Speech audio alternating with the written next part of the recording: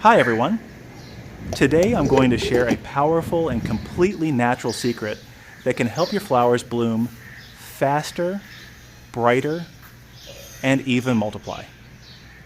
And the best part? It comes from something you usually throw away: potato peels. Potato peels are rich in nutrients like potassium, phosphorus, and small amounts of nitrogen.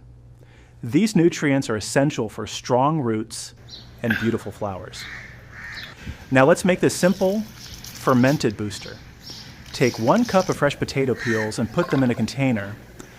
Add about 1 liter of water, then cover it loosely and let it sit for 24 to 48 hours. This allows the mixture to ferment and release even more nutrients. After that, strain the liquid. Before using, dilute it by adding 1 part liquid to 1 part water.